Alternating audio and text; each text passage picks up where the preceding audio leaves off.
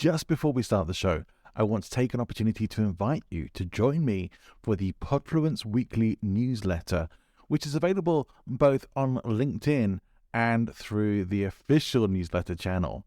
Now, if you are on LinkedIn and it's easier for you to follow there, then please just click on the link in the show notes, which will take you straight to Podfluence on LinkedIn, where you can subscribe for free and get weekly updates on Podfluence articles as well as episodes. If you would like to subscribe to the full newsletter where you'll get additional materials and, as my little incentive to you, my pre-podcast guest checklist for you to use when you're appearing on podcast shows so that you can be fully prepared every single time, then please click the link to the official newsletter in the show notes. Hope to see you there. Let's get on with the show. Welcome to Speaking of Influence with John Ball from presentinfluence.com.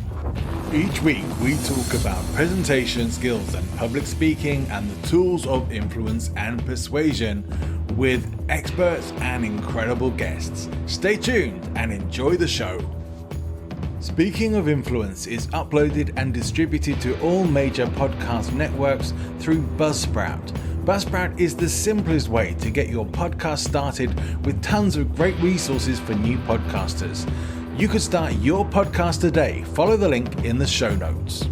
Let me welcome you to what is the newly minted, freshly rebranded podcast now called Speaking of Influence. Once upon a time, we were called the Loki Podcast. Now we are Speaking of Influence. I hope you will enjoy episodes just as much as before and look forward to future episodes coming up as well.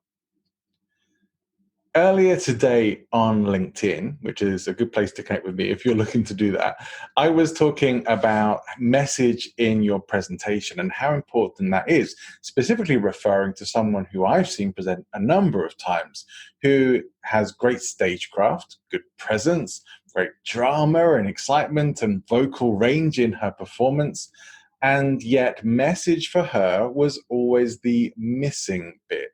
I would always get to the end of the presentation thinking I'd enjoyed it, but questioning, what have I just listened to? What was that all about? And that really should never happen if you're delivering a presentation. I don't know if there are environments where that is considered okay. Perhaps there are, and I suspect they might be very smoky with a lot of alcohol and other substances available in them as well.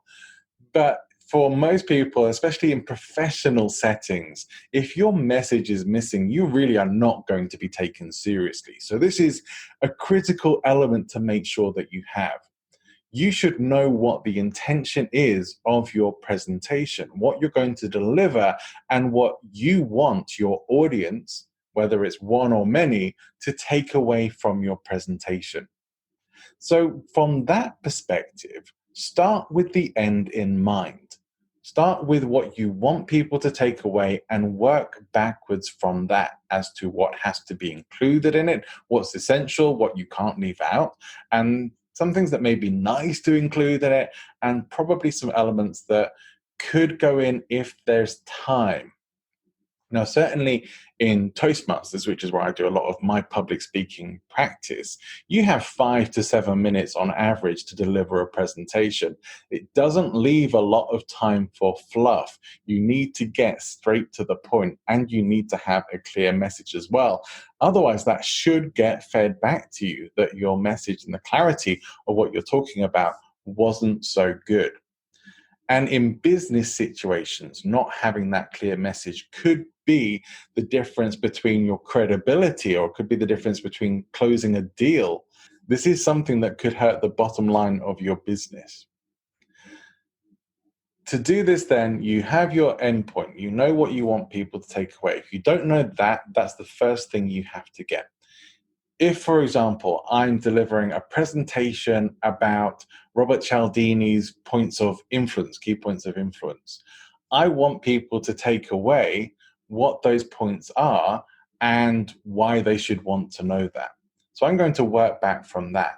Now, hopefully I have more than 5 or 6 minutes to deliver that, because there's quite a bit of information and 6 points, which is a lot to fit into a short time frame. So I would probably want more like 15 to 30 minutes to deliver that in its most essential form. So that's not still going to leave me much time for expanding on the different elements of that. But what I'm going to do is get clear on what those 6 elements are, why anyone would want to know about Cialdini and his understanding of influence, and then teach those points, maybe even how to use them, and then wind up with, but what if you applied it in different situations? And also going to want a call to action. I think it's a great thing to have in there.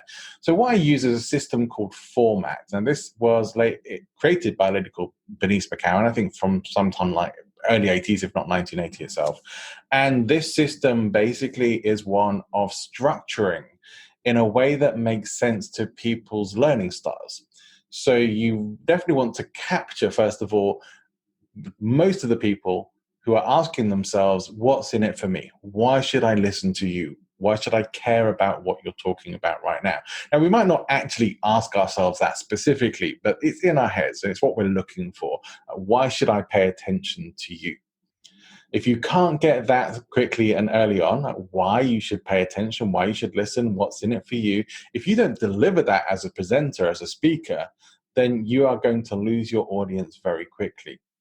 From there, we'll go to the what, which is the data element, really. What is actually involved in this? So again, if I'm applying this to a presentation on Cialdini's book on influence and the key principles of influence, I'm going to start off by talking about where you would use influence, what this hidden world is of influence and persuasion that is often being used on us a lot of the time without us even being aware of it, and a lot of the experimentation and study that has gone into understanding how influence and persuasion works and how much we run on automatic or give over to authority, things that we might not realize we even do because we're almost programmed in these ways to respond and react and conditioned to do these things. Those hopefully are things that will make people think, yeah, I probably should be aware of that. I want to know if I'm being influenced or persuaded, especially if it's not in my favor for my own benefit. So then I'm going to talk about what that is. So I'm going to talk a bit about Robert Cialdini. I'm going to talk a bit about his book, Influence, the Power of Persuasion. I'm going to talk about the 6 key points of persuasion that are in that book. And then I'm going to go into how. So I might describe some of the experiments from the book and describe how they were conducted and how they're relevant. I might actually try and give a demonstration there in the room about how I've used some of these techniques. I could do more of an experiential how, as in getting people to do an exercise that helps them to realize how to use these points of influence. Then I'm going to consider what kind of questions might come up for people. The questions people have, well, what if you're in this situation? What would be the most likely things to come up for people? I want to try and address that. If there's room to fit that into my speech, I'm going to try and put that in. But I do also want to make sure I get a what next as well, as in a call to action. Like, use something from this. Remember one key point and practice it this week. So I'm going to ask people to put something into action as well. So we have our clear elements of format. Why, what, how, what if, or what next. Why, what, how, what if, or what next. Now, that is a great structure to use for just about any kind of presentation that you're going to do. In fact, if you have time in the presentation and you have smaller elements of that, you should still use that structure for those smaller elements as well.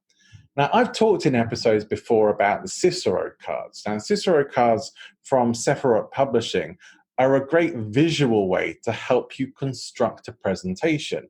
And they allow you to see it all set out in front of you. And they're very good. They were created with help of a professional speaker. And so the publishers worked with the professional speaker to get all the elements that people need to have as basic structure for a speech and give a bit of guidance on how to use that as well. I highly recommend them, especially for people who are starting out in presentations, but even for experienced presenters, it can be a very useful tool just to be able to visually lay out your presentation in front of you. And also, when we have it visually laid out, that does help with retention as well in terms of remembering your speech, which is something that I know a lot of speakers talk about, which would be a great episode to talk about, right? It would be something we'll come back to as to how to practice and remember your speeches when you're delivering them. We will come back to that. But right now we're talking about structuring and having a great message in your presentations. So make sure you have that clear message. Now I'm going to add to that. I would say that be clear on what you're actually presenting. And also, if you promise that you're delivering something, like for example, if you're showing up to a webinar and the webinar says, I am going to teach you how to bake an apple pie.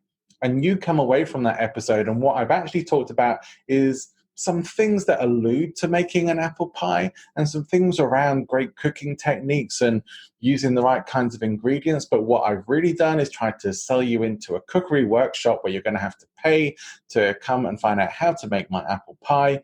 Then I haven't delivered what I promised. And I think you should have every right to complain and to criticize and give negative feedback in that kind of situation. So do your best to make sure that you deliver on what you're promising if you're doing anything like that. If your title of your presentation is going to be along the lines of making some kind of promise of information or discovery for people, that should be what they take away. There certainly are more elements that could go in, but if you have the format and if you want to look at the Cicero cards, again, I'll provide a link to those Cicero cards in the show notes. Check out the episode that I recorded with the guys from Sefirot as well, because we talk about the Cicero cards, also their creativity cards, their storytelling cards as well. Really well worth checking out. Wonderful packs, very beautiful looking cards, and very easy to use. And they're developing new products all the time. They have a really cool newsletter, which I enjoy. It's one of the only newsletters that I actually bother to read on a regular basis because they do some really good stuff and they're super nice as well. So check out Andrea and Matteo from Sefirot and that episode a while back. Now, on Friday this week, I'm going to be releasing an episode with the lovely Dana Farrant. Dana has been on the show before, so she's my first returning guest, really. And this time we're going to be talking not so much about business management and business development and the likes and presentation skills. We're actually going to be talking about her experience in a cult. So this is some of the ultimate dark side of persuasion, right? Cults and the way cults use influence is an important topic and one that I think most of us aren't really all that educated in. And I got very interested in that particular area reading from Stephen Hassan, whose books and websites are a great resource if it's something that you're interested to know more about. I do think we should be more educated on cults, and a lot of us think we'd never fall for that, or we'd never be, that we're in some way immune to it. And I think we'd be surprised. I think having that kind of idea perhaps puts you at risk because you think they'll never be able to get you or convince you. And if you don't know the psychological tactics, I don't even call it dark ops, psychological warfare, really, that gets used in those kinds of environments, then you are vulnerable. So I think that's one of the reasons why I think it's such an important area to discuss on a regular basis. And I would love to get Stephen Hassan on the show. So if anyone listening or watching is connected to him, please help me make that introduction because it would be an amazing episode. But in the meantime, definitely tune in for the episode with Dana. We're going to be talking about her experience, how she escaped from the cult, the effects that that's had on some of her life, and some of the influence and persuasion techniques that she saw and witnessed firsthand and experienced. So that's going to be this week. Next week will be my episode with Matthew Dix. That was an incredible episode. I'm still deciding whether it's going to be a full hour and a half episode or whether to break it down into 2 45-minute chunks to keep it nice and manageable for you all and get you coming back for more, I suppose. So perhaps that will be the case. But definitely don't miss that. I think it's one of the best podcast episodes I've ever made. And he was a really wonderful guest, very, very generous with his time, his information, and the most amazing storyteller. So that's it for today for the new Speaking of Influence podcast. I still have to get used to saying that name, so hopefully don't trip up and go back into the old format. But I look forward to seeing you again next time. Please make sure you like and subscribe. If you're watching on YouTube, please leave a comment. It helps with our searchability. And if you're listening on a podcast provider, please make sure you subscribe to the feed and check out past episodes as well. There's a lot of great content in there. Have an amazing week. See you next time. I hope you've enjoyed this episode. If you have, please make sure to like and subscribe and come back for more great episodes and chats with amazing people. If you think you'd be a good guest for the podcast, or you know someone who would, or you think I'd be a good guest for your podcast, please feel free to get in touch. You can email me, john@presentinfluence.com. If you think I'd be a good speaker for your event, or you'd like to learn more about public speaking, presentation skills, whether that's online or in person, creating online products and services, video content, having clarity, confidence, and charisma in all of doing that, then please shoot me an email or visit my website, presentinfluence.com, and I'll see you there.